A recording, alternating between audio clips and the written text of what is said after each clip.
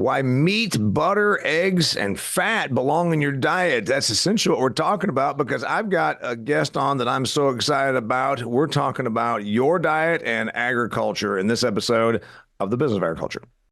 Hey, Damian Mason here with a question before we hop into this episode of The Business of Agriculture. If you farm for a living, you employ a lot of amazing technology, from your inputs that you put into the soil to the tractor that you sit in, your combine, and the amazing data that it harvests. But has your soil analytics kept up technologically with everything else in your farming operation?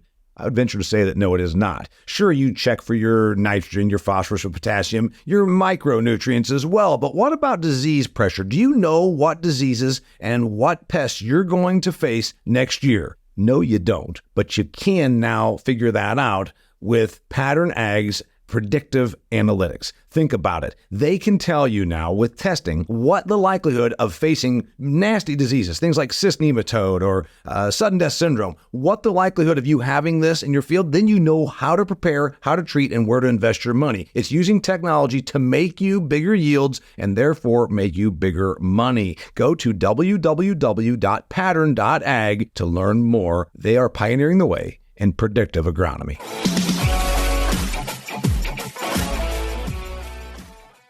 Hey there, welcome to another fantastic episode of The Business of Agriculture. I've got a great one for you today. Nina Teicholz. I read her book 10 years ago when it came out. It's called The Big Fat Surprise, and I loosely said the subtitle. It's The Big Fat Surprise, and she's going to hold the book up here so I can tell you. But it's why meat, fat, why butter, meat, and cheese belong in a healthy diet. She's got her PhD in nutrition. She's a recovered vegetarian. She was a vegetarian for 25 years. And 10 years ago, she puts this book out, and I'm like, this is very intriguing. And if you've never seen the book, it's got a steak with a halo over the top of it on the cover. And she talks about a lot of the bad science, that has impacted, or political movements that have impacted what you're allowed to eat, what you're told to eat, and also the movement against food as we know it. So I'm ecstatic that she came on the show. I've asked several times, and she finally graced us with her presence. So anyway, you've got a lot of fans in agriculture because you're telling people like us have already known, like, hey, you know what? It's okay to drink whole milk. It's okay to have a steak. It's okay to eat eggs. Because all of the reasons you were told not to, it turns out, were mostly bullshit. Go, Nina. Well, bad science. I mean, I should say, I started off I'm a journalist. I'm kind of a science nerd. And I came to this as a vegetarian, as you said. And I just, I was assigned a story. Originally it was on trans fats. And that ended up being a story in a magazine, led to a book contract. I was supposed to write a book on trans fats, but it plunged me into this whole world of dietary fats generally, which is what we've all obsessed about growing up. Good fat, bad fat, non-fat, how much fat, what kind of fat do we eat? And it was completely fascinating to me. Plus, as a journalist, I noticed there had to be a story here because I would call up people and researchers, university professors who would say things like, oh, if you want to talk about the problems with the low-fat diet, I can't even talk to you. And they would hang up on me. I heard stories about scientists trying to bring to light negative findings about trans fats, and they said that they were hounded and harassed by scientists paid for by the vegetable oil industry. Yeah. I heard stories about the margarine company executives visiting the offices of an editor at a scientific journal and being told to yank that article. So this was just completely astonishing to me. I thought science, my father's an engineer. Mm-hmm. I thought science worked like, hypothesis and anti-hypothesis, right. And then you would work things out. But that was not at all what I found when I started investigating this world. And so what's it? Yeah. What I think I love here is that very thing that you said, we're good little students. And I thought science was classes and learning and discovery. And when I read your book, I'm like, oh, wait a minute. And this was before the COVID thing, but certainly well into the climate thing. And I have heard a meteorologist who's got advanced degrees, who writes papers and is critically acclaimed. I heard him deliver a speech, and he said, I can't tell you some of the thoughts that I have about this, that whether you drive a car or not, it's not really going to change the weather. I will never get funded if I tell you that. I heard him say that, and I thought, good God, this is real. You found this out more than a decade ago with your book. The point is, talk about what's his face, the Dr. Keyes. He was kind of the Dr. Oz of his time. He wanted to be famous. He had political sort of aspirations to be at least shirt-tailed, and he was a bad professor because he put out his findings, which were based entirely on what he set out to find to prove what he already wanted to believe. Is that a good synopsis? That's pretty good. That's Dr. Ansel Keys from the University of Minnesota. And I was the first to really go in very deep into his story. He had a theory that saturated fat and dietary cholesterol caused heart disease. He cultivated that in the 1950s. There was, of course, huge alarm in the U.S. about what causes heart disease because President Eisenhower has a heart attack in 1955 and the whole nation's in a panic. Nobody knows what causes heart disease. Into that vacuum steps Ansel Keys, who was a very aggressive, vainglorious, self-promoting scientist. And he sort of promoted his ideas, got himself inserted into the American Heart Association committee in 1960. A year later, the American Heart Association turns around to his point of view, even though it has no greater information or data than the year before when it said, we don't know. 1961, it's saying, we know what causes heart disease. It's saturated fat and cholesterol, per Dr. Keyes. The most important thing you can do to prevent a heart attack is to avoid those foods, which is cutting out meat, cutting out butter, cutting out cheese. That is the very beginning of advice, the first ever advice against saturated fat and cholesterol in the world, tiny acorn from which the giant oak tree of advice that we know today has grown. Dr. Keyes is way more influential than Dr. Oz. Yeah. Dr. Keyes is probably the most influential scientist ever because we still live with those recommendations today. He says 1961, he got himself, insinuated himself into a position of power within the American Heart Association, which is probably a new thing anyway. And within a year of him being there, he was able to finagle his beliefs. Yeah. Like twist the arms of the other people on the committee, just a handful of people, into believing. I mean, he was famously like combatively persuasive. Yeah. There's one scientist I quote in the book who says like he would just like argue to the death on any subject. So he was able to persuade everybody to come around to his view. At the time, it was called the diet heart hypothesis, and at the time he was conducting the biggest ever experiment that had ever been done, called the 7-country study, which is like it's like the bedrock study, like the to which all other studies point back to it. It's probably the most cited study in the world. I want to get into that because again, remember we got very intelligent agricultural business people listen to this, but they maybe are too young to. If you grew up at a certain age, you heard. You know what you really should do?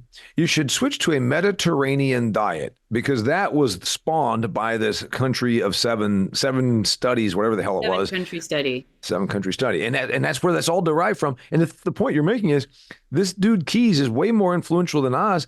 Oz has a magazine and a TV show and ran for political office. This guy's misinformation, this guy's poor dietary advice has been with us since 1961.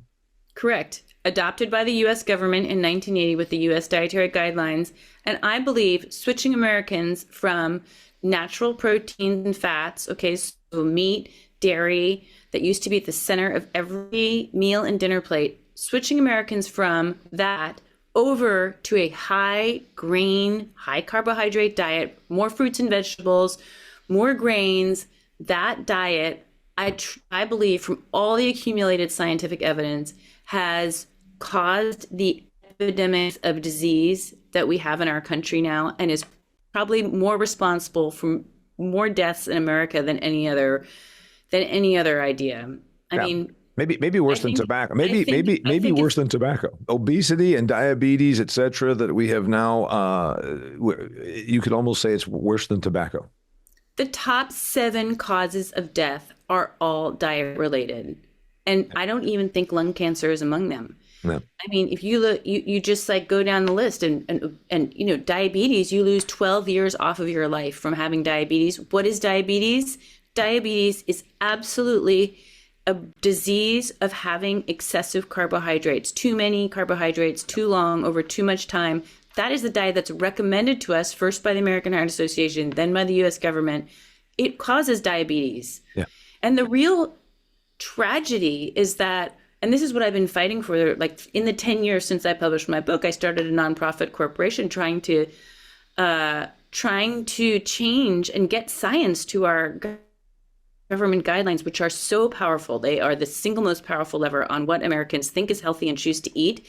I have been trying to get the science to them to say, we need an option for people with these diet-related diseases. And you cannot tell people with diabetes to have stacks of pancakes with maple syrup on them, which is what they're told. That makes their diabetes worse, more dependent on medication, ever worsening disease. So, I mean, we are withholding the advice that will make Americans healthy. Yep. I mean, it's like the levels of betrayal to the American people and as well to American farmers, because they have been vilified in this story. They've been told that their products are unhealthy, cause disease, cause death. They've been made to think that they, that what they do undermines America, and they've been vilified for it. And that is all completely based on terrible, weak science and has long been known to be untrue. Yeah. So I want to get into the fact that you routinely came across people that were supposed to be experts, and the media would call them experts, but they would not actually give you the straight scoop on this. And that's what I want to get to next. Before I do that, if you're a Midwest corn, soybean, wheat producer, you know what, if you're in agriculture at all, you all know about my friends at Redox. Redox came on as a sponsor of this show in January of 2024. So happy to have them here. They're a family-owned and operated business out of Burley, Idaho. Darren Moon founded this company 30 years ago, got into bionutrients for specialty crop, and then moved into turf, and now increasingly is coming to broad acre. The point is, it's a bunch of products that they can help you with. Ultra-efficient plant nutrition and superior biostimulants. That's what Redox Bionutrients is known for. You're going to be using less chemistry. You're probably going to be forced to use less synthetic fertility in agriculture because of environmental reasons, also because of the economics. Why not look for another method? Redox can help you with their Pathway program, combining flagship products Mainstay, SI, and Banks,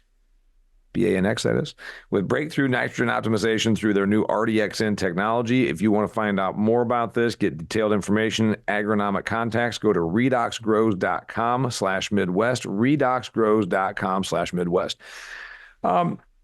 It's sad because these people then they want to make money. They want to not lose their job. They want to not lose their funding. They want to not lose their speaking gigs, whatever it is. And you've routinely talked to what were supposed to be experts and said, hey, you know, this whole thing we've been told since 1960s, low fat, low fat, low fat. It looks like it's actually made us way more unhealthy. Yeah, but I can't talk about that. That's what you found. Yeah. And so one of the ways, you know, I always get asked the question, well, why are scientists and policymakers, why can they not move with the new science? Like, just to give an example of one, there are two bodies of science which really have not been accepted. But let me just focus on saturated fats. We've been talking about, you know, first proposed, Ansel Keys said they're not good for health and you should have vegetable oils instead. There were a number of clinical trials called the core trials in the 1960s and 70s that tested, intervention trials, the highest level of scientific evidence, tested altogether, these happened all over the world, on more than 76,000 people. I just want you to understand, when you see a headline in a newspaper about a big clinical trial, usually it's like 200 people. This is 76,000 people being tested on the idea that if you diminish saturated fats from the diet and replace it with vegetable oils, right? So soy-filled milk, plant-based, whatever, margarine instead of butter, you will reduce heart disease. What were the results of those trials? At best, they showed no effect on cardiovascular disease or cardiovascular mortality. At worst, the biggest trial, and the only one that included men and women, showed that the more those subjects reduced their cholesterol, the higher their risk of death.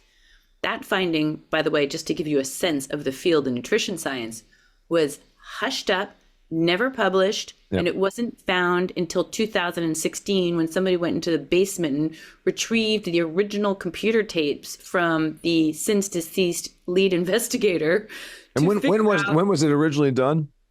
It was originally, this is another amazing story. It was originally, the results came out in the 70s, but the lead investigator sat on them and did not publish them for another 17 years. And when asked why, he said, well, there was nothing wrong with our study, but we were just so disappointed in the way it turned out. Yeah, which means it didn't prove what he and his Ansel Keys types of followers wanted it to prove. So therefore, they buried it. Yeah, you have to understand, in this field, this dominant hypothesis, that the diet heart hypothesis by Ansel Keys, so captured all of our leading institutions, our government agencies, the National Institutes of Health. Everybody wanted to prove this hypothesis right. So when these results from all these trials around the world came out not proving Ansel Keys right, the result was not published. I found one study, very important study, buried in an NIH basement, never published. Or they would explain away their results, or, was many different ways in which the science was suppressed or ignored. Yeah. So why was the science suppressed or ignored? I understand for Keys, because he's created the new crisis, and so he's married to it. It's his entire key to the castle and his power and his profits. Why would another group of alleged scientists or experts bury it? Is it because the maker of Crisco got to them? Is it because the version of oat milk before there was Oatly back then? It's always about the money. It's always about the money or power. It's always about money or power. Well, so there's a number of different reasons that we can discuss. The interests, so money was certainly part of the answer there. So and one of the stories I tell in my book is how the American Heart Association really did not launch into becoming a national powerhouse until it got support from Procter and Gamble in 1948, maker of Crisco oil. And millions, according to their own company history, millions flew into the AHA coffers, the American Heart Association coffers, transforming them. And some years later, they're endorsing vegetable oils over saturated fats, and Procter & Gamble remains a donor of the AHA today. Today, in the year 2024, Procter & Gamble is a donor to the American Heart Association, who for 70 plus years, 80 years maybe, has been pushing this charade along, well, since the 60s, 60 years, let's see, the charade along that butter and lard are going to kill you, but Crisco won't. Yeah, I can't confirm that they're a donor in this very moment, but last time I checked, which was not too long ago, they were still a donor. Okay. So money has always been steering nutrition science. I actually found that the then nascent food industry in the 1940s, they formed the very first organization called the Nutrition Foundation. It was funded by like Heinz and Standard Biscuits and the very early manufactured food companies. And they formed that organization. Their mission was to influence nutrition science. Yep.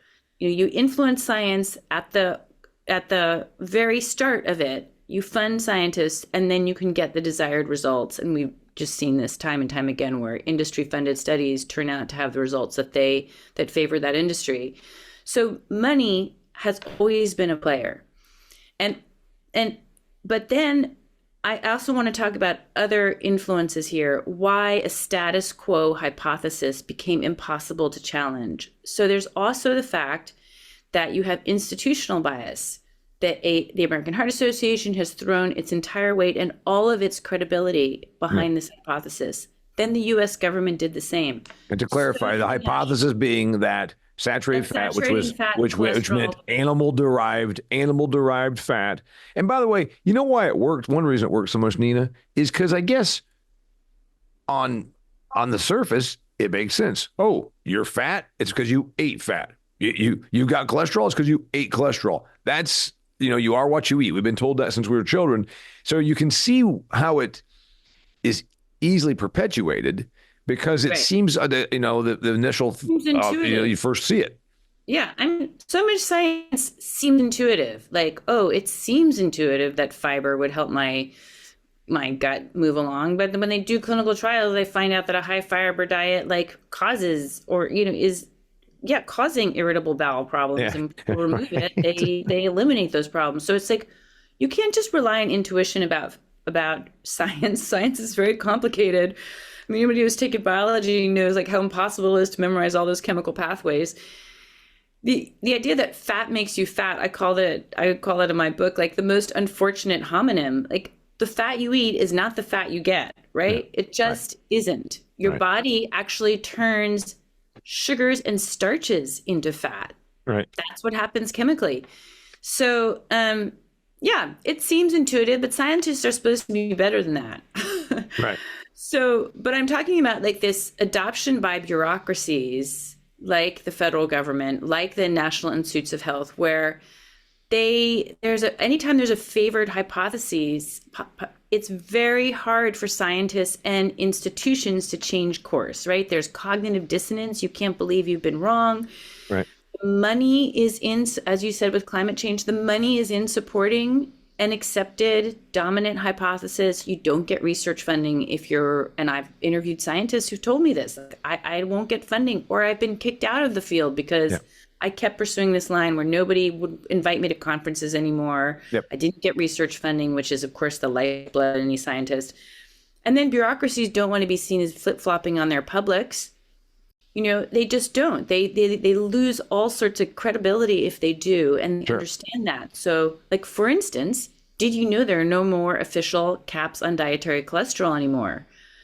No, because you said they might have removed it, but they didn't publicize it because They don't tell anybody because, even though there have been no caps since 2015, they don't publicize it. There's also been no more official low-fat diet since about that time. So what's interesting, your Don't book, tell anybody. your book did have, I mean, it's not quite, I'm not sure it's the reason, but it came about at a heck of a good time because there was already some suspect of this. But I like to think that maybe I'm not the PhD in nutrition that you are. I'm the farm boy with an agricultural economics degree, but I'm always willing to look at who's pushing something. And when it becomes very obvious that you're being persuaded by people that are getting money or power out of the result, then of course it makes you question it. Michelle Obama took whole milk away from the kids so they can only get skim milk in the schools. I believe that was in 2009, 10, or 11. It was for sure it was in Obama's first term. She's never elected to anything. She's not a nutritionist. She's not a dietitian. I'm not sure she's ever taken a science class. But the point is, and she said the kids are fat because of whole milk. I lost my mind over that. I'm a dairy farm kid drinking 4.4% fat milk out of the bulk tank, unpasteurized, non-homogenized, with 2 scoops of Nestle Quick chocolate in it every day. And I'm not fat. It never made sense to me. And then your book comes along and I'm like, oh, of course, it's always been bastardized information. Yeah, I mean, I could go on and on about saturated fats and the fact that whole milk is illegal even to give away whole milk in schools. You can't even be on the grounds of the school to give away whole milk. You have to do it across the street or something. I know people who've tried to do that just to give away whole milk. Did you have a little moment where I was describing my whole milk with 2 scoops of Nestle Quick in it? Did it get you kind of excited? Are you a chocolate milk kind of a gal? Am I a chocolate milk person? Are you a chocolate milk kind of a gal? There was a period when I was a kid where I somehow convinced my parents that the only kind of milk I could drink was chocolate milk, and I still can't believe they fell for that. But no, now I'm whole fat everything. So I wouldn't eat a low fat mozzarella stick. So anyway, back to the fact that it persists is that there's too many people that are going to look egg on their face, or it's the money, period. Yeah. Right. So do you want me to just describe some of the other sources of like the money interests I behind. do, and I do want to do all that. And I also want to remind my friends about Truterra real quickly. If Okay. you are in the business of agriculture, you should know about sustainability programs. Sustainability programs are going to come to this industry. They are already here. You know what? You might end up in the new farm bill with the environmental push that's coming. You might end up having to file sustainability programs, nutrient management plans. All these things are coming. Sorry to tell you, true. It's going to happen. So if that happens, maybe you should go ahead and just get paid for it. Truterra can help you. Truterra is focused on supporting farmers at every stage of the sustainability journey to help plan, make, and maintain a regenerative management practice and a plan so you can get agronomic, economic, and environmental sustainability and payments. You know what? It's a new revenue source. If we're going to be a down farm economy, you should probably look at increasing your revenue. You can do that with Truterra. Go to truterraag.com. They're part of the Land O'Lakes company, which has been around for 100 years. Truterraag.com. Check it out. Yeah, go. Other sources that are influencing the whole our U.S. food policy, and we can talk about global food policy because that is increasingly having an impact or will have an impact on U.S. Farmers. And what I'm talking about there is, the United Nations, the Food FAO, the World Economic Forum, and really trying to move towards what they call sustainable food systems that has led to things like culling cows and forced liquidation of farms in the Netherlands. Of farms, and I think that's certainly possible. That may be possible in the United States because that is certainly their intention. But just starting on the domestic front. And some forces that have been around for a long time that influence our food, our thinking, and our policy through their money, through their influence. One of those is the animal rights lobby. So extremely powerful in the United States. Many groups, including groups that seem unrelated, like the so-called Physicians Committee for Responsible Medicine. They're a very well-funded group. They're actually an animal rights group masquerading as doctors. Yeah. And they're very aggressive. I mean, just to give you one idea, when papers came out in the Annals of Internal Medicine, a really high-level journal, the Physicians Committee tried to get those retracted, those papers. These papers were exonerating red meat, basically saying it doesn't cause cancer, doesn't cause heart disease, doesn't cause anything. Yep. Eat red meat if you like it. They were the highest level reviews ever done. Physicians Committee tried to get those papers retracted before they were even published, something that nobody's ever heard of. Mm-hmm. And the editor-in-chief of this journal said that she received so many emails and they were so vitriolic that it was worse than anything that she had ever seen, including all the emails she got from the National Rifle Association when she published something against guns. So this is a very vociferous, activist group. So, and the money around animal rights is really quite considerable. A lot of it is new money that comes out of Silicon Valley. They're against anybody eating animal foods. They understand that the existing cap we have on saturated fats in our government guidelines is a rate limiting factor on eating animal foods. And therefore, they're very active in trying to prevent any change in that science. But no. Right now, they can't make us adhere to any dietary guideline. Unfortunately, many consumers do or did or have, and that meant that they suffered by eating 11 servings of grain and not doing meat. So the good news is these groups, they can't control what we eat yet. Well, I mean, what are kids getting fed in schools? What are the elderly being fed in nursing homes? What are the military being taught to eat? The military who serve us, who have an obesity problem equal to the population at large. What about all K through 12 education? Yeah. I mean, the guy. It is by law, all federal agencies must follow the U.S. guidelines, and they're downloaded as the gold standard by doctors, dietitians, nutritionists, nurses. So all the advice that anybody gets when they go to the doctor's offices, or the vast majority of it, comes straight out of the dietary guidelines. So which are flawed to say the least. Yeah. So this saturates our ideas about what is a healthy diet, including the people, most people until recently really trusted their doctors. So the dietary guidelines are very powerful. Yes, they cannot force you to eat what you don't want to. But if you're in an institutional setting, you are getting the guidelines. Yeah, and as you said, so many people. There's an article just in a publication from yesterday that we might start actually having physicians take some nutrition classes. That would be great, but they're only going to teach the guidelines, so that'll be a disaster. Yeah, so they're going to tell them, by the way, I cover it in my book, how the guidelines move. When I was a little boy, you went in there and it was the dairy group, the vegetable and fruit group, the grains group, and the meat group. And then it moved and became the pyramid. And I found this one to be really funny. About a decade or so ago, by the time your book came out, that's when the dietary guidelines were recommending 6 to 11 servings from the bread, cereal, rice, and pasta group.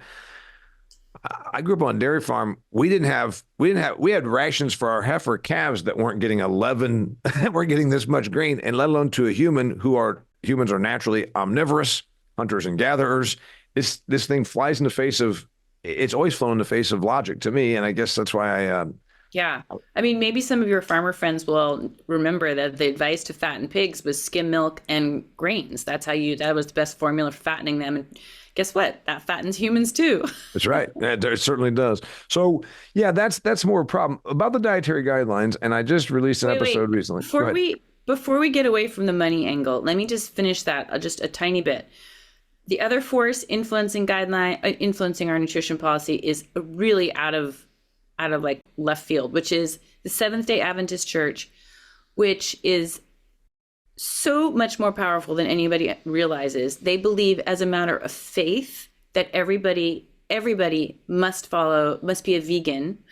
I won't go into that in detail, but it's like the second coming will not happen unless every person becomes vegan. They have a great deal of influence that they have worked towards in order to influence U.S. nutrition policy, including having one of its members on the highest committee in the land called the Dietary Guidelines Advisory Committee. Was member of their church was on that panel. I got to tell you, this is the panels. 370 episodes of this show. This is the first time we've ever even heard that a religion or a derivative within a religion is actually on the vegan push. This is fascinating information. Well, we could talk about this for a whole hour, but I mean, they control the American College of Lifestyle Medicine, which is a lifestyle group, but their only lifestyle that they put forward is a mostly vegan diet. They have a ton of money because they also have businesses that sell food. They are involved in producing cereals. They own the Blue Zones brand, which is all over the country now, and in various cities are participating in the Blue Zones. I'm sure most people have heard of those, which is another fiction. But really most worrisome is that they are deeply integrated into the USDA process in terms of reviewing the science. Mm-hmm. And then early on in their history, they were the ones that convinced Walter Willett at Harvard that vegetarianism was the way to go. Further, the National Institutes of Health have spent tens of, if not hundreds of millions of dollars on the Seventh-day Adventist Church studies because they were also enamored by this vegetarian diet idea. So who did the huge story which there? Which group funded the Seventh-day Adventist studies? Our National Institutes of Health. They're the same people that said if you wore a mask you wouldn't transmit your, between them and the CDC, right? I mean, I think everybody became fascinated by a vegetarian diet, and there's all kinds of religious implications that you're more pure, you're more holy, you're less related to your carnal physical self if you're a vegetarian. Gandhi was a vegetarian. I mean, those ideas have percolated through human culture for a very long time. I mean, going back to the ancient Greeks, but. Yep. But so this was, the current iteration of that we are seeing play out. I mean, the church-backed American College of Lifestyle Medicine is the one that is advising Mayor Adams in New York City, who implemented vegan Fridays in the schools in addition to the meatless Mondays we already had, and I believe he's required that all city functions can only serve, they're not allowed to serve any meat at city functions, maybe also any animal food products. So you're in New York, and when this madness came about under de Blasio, Meatless Monday, and I dug into it. An ungodly number, like 80+% of the children that go to New York public schools are on free lunches and free breakfast. So they go there and get fed twice a day, 5 days a week. Plus, then usually there's stuff on the weekends and summer breaks and all that. But de Blasio wasn't just him as a zealot, it was also backing from this Seventh-day Adventist church group, American College of Lifestyle Medicine. That's sort which of is a their church which is right. backed by the Seventh-day Adventists. Yeah, I mean, they're a million different connections that. And so the American College of Lifestyle group. So how do they just give money? Do they just give a bunch of money to de Blasio, or they just buy him a condo? And how does it work? Sorry to interrupt. No, their people staff the various agencies in New York that are in control of nutrition policy. So there are American College of Lifestyle Medicine actual those people are on there are staff throughout the relevant agencies, and I really don't know if they're giving money.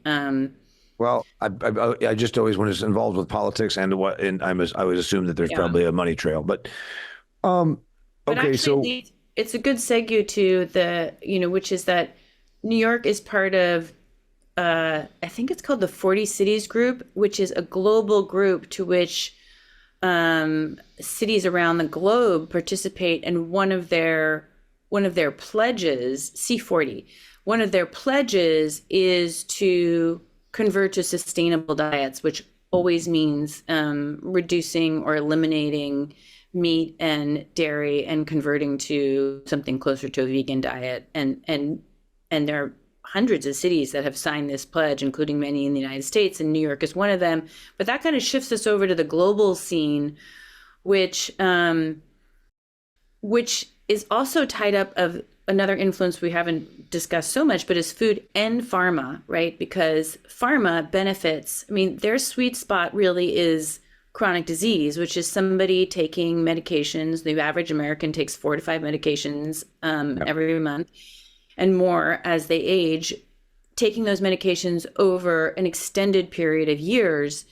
That has been the sweet spot of their income. And so you just can't be too, I believe, I mean, I'm sure they brought many life-saving disease, medications to the world, but you can't be too cynical about their motives. And they really aim to bring pills to treat symptoms, but they are not interested in treating the root causes of disease that might allow it to actually be reversed, and only really can good nutrition do that, which is why they are opposed to good nutrition.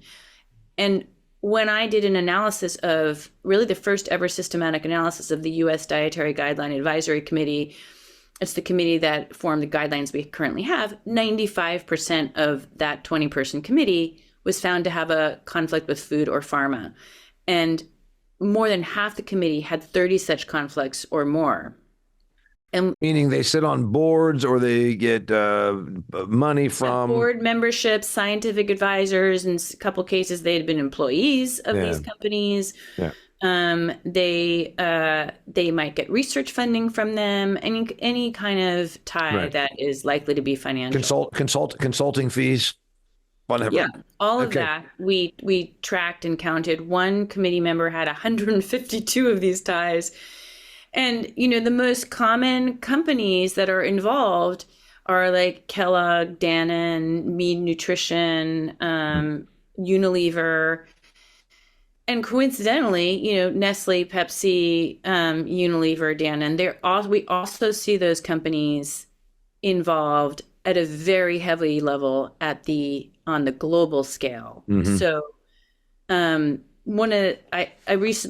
there's a great paper out that I wrote about that looked at all of the groups that try to influence this global policy. So like, who influences the United Nations to decide that they want to eliminate animal agriculture, and like, who are the groups around that? And they looked at 54 what's called stakeholder institutions, and they discovered that nearly all of them, even though they say they're multi-stakeholder, almost all of them were completely dominated by ultra-processed food companies. Yeah. So again, the same names come up again and again: Coca-Cola, Pepsi, Unilever, Nestle, And, they kind of have this narrative of being participatory groups, and they're always like smiling, happy people on their websites. But basically, most of their governance positions are held by people in these multinational food companies. Yeah. So when the person, because the average person is not designed to believe that they're being constantly defrauded, but they are, because going back from Ansel Keys in 1961 on the Heart Association to the United Nations Food and Agriculture. And I have, by the way, dear listener, if you go back and listen to it, I've talked about the United Nations, which is nothing more than a cause group, and cause groups need the cause. So the United Nations has switched from overpopulation and starvation to climate change. And then part of climate change means that they have to control your food. And many of the zealots there really want to do that. But more importantly, the money comes in when you then say we need to stop eating meat, instead eat stuff that our donors are giving us, which I think is what Nina's talking about here. I just want to say, like, because our time is so limited, that anybody interested in this analysis of who's influencing global policy or anything else I've talked about today, I am writing this column called Unsettled Science that's on a platform called Substack. So if you look up my name or Unsettled Science on Substack, you'll find it. And I really take a deep dive into these issues, and often like obscure academic papers that are really hard to understand. I mean, I had a terrible time even understanding this paper. And so I think it's like might be helpful for people to read and see this information for themselves if you want to go and read some of my journalism. So I keep up with her on Twitter. I think she's over on LinkedIn as well, right? Yeah, but the only place I really am active is on Twitter as at the handle Big Fat Surprise. Big Fat Surprise. Anyway, I got one last thing for you. Where does this go? We're seeing the genie's out of the bottle. I think that 2014, your book came out. That was about the peak of anti-GMO. That was still the belief that fat was bad. And now there's, I think the whole thing has changed a little bit. There was all this. It seems like the idea that we have to have low fat. In the 1970s and 80s, you and I went to the grocery store, and everything that wanted to sell was low fat, low fat, low fat, diet, diet, diet. It seems like it's not that way right now. Am I right? Yes, that's correct. The low fat diet, in those terms, has been abandoned, even though, to be clear, what the U.S. Dietary Guidelines, what your children are fed in schools, is still low fat by the traditional definition of that diet in the scientific literature. So kids are not getting enough fat, and neither is anybody on those institutional meals. But in the conversation, that language is no longer favored. However, it's still true that there's still an elevation of foods with unsaturated fats like salmon, which is okay to have salmon, avocado, almonds. All of those foods are promoted, while red meat and full fat dairy continue to be demonized based on their saturated fat content. And that is truly not based on any rigorous science and has been completely discredited, especially over the last 10 years, which we didn't talk about. But it's really discredited science. It's just that our policymakers, for all the reasons we've talked about, refuse to recognize it. Yeah. So do you feel like, this is the last one, do you feel like we are in a better situation, or are we still going to have the 56 companies or the church-backed American College of Lifestyle Medicine? Are we going to be better off a year from now or worse off a year from now? Because unfortunately, we still have the obesity. We still have people that truly believe things about low fat. You and I are out here eating steak and eggs and chocolate milk, whole milk, but what about the rest of our country? I believe that one of the only beacons of hope is, and I'm not saying anything about my politics, but if RFK Jr. is in a position of power to affect changes to the dietary guidelines or appoint somebody to do that, that could have a tremendous impact. If you can get but he'll get a lot of resistance. He'll get a tremendous amount of resistance. Anybody who creates change encounters resistance, but you have to go in with with some hope. And yes, I mean, if somebody wanted to back a resistance effort on these issues, that's not what RFK Jr.'s current platform is doing on the guideline. They're not talking about the guidelines, but that is what needs to change. Anybody who wants to mobilize behind that to make that happen, talk to me. Okay. All right. Her name's Nina Teicholz. She's got a PhD in nutrition. She wrote a book called The Big Fat Surprise, came out 10 years ago. If you want to find her, you can find her through me over on Twitter. And also you can share this with anybody. Science. Sorry. What's that? I said Unsettled Science. Oh, and her platform that she writes on is called Unsettled Science. So you should check that out. I'm optimistic, but I am not overly optimistic because I'm afraid of the money between the United Nations, the World Economic Forum, and our federal government, and all of the, as you call it, all the entities that are able to get what they want from it, which is they don't care about your children. They don't care about your health. They care about their political power and money is really what it comes down to, unfortunately. Well, you'd say yes? I agree. Yes. And that's such a cheerful note to end on. But you can take control of your own health and be healthy and recover from any number of diseases by fixing your own diet. So I think that's a better way to. And Nina should be your motivation. She overcame 25 years of vegetarianism, and look at her now. She's writing about the virtues of eating animal protein. All right, so thanks for being here, Nina Teicholz. Check her out. Find her on Twitter and also at the platform, again, called Unsettled Science. I'm Damian Mason. Thank you so much for being here, Nina. Thank you. Until next time, this is The Business of Agriculture. Hey, thanks for being here. This episode of The Business of Agriculture was brought to you by Pattern Ag. You've heard me talk about Pattern Ag because I think it's a pretty cool concept. New technology that allows you to predict the problems you're going to have and therefore treat them before those problems cost you money. What kind of problems am I talking about? Pests and disease. Things like cordon rootworm, sudden death syndrome, cyst nematode, and a whole bunch of other bad things that happen out there in the field that can cost you money. Guess what? Pattern Ag will let you find out ahead of time if the disease or the pest pressure is there, and therefore you're treating it before it costs you any money. What a great concept. Go to pattern.ag, that's www.pattern.ag, to learn more about their product, their technology, how it can make you money, save you yield, and also where you can find a rep that can come out there and do the work for you. Pattern.ag.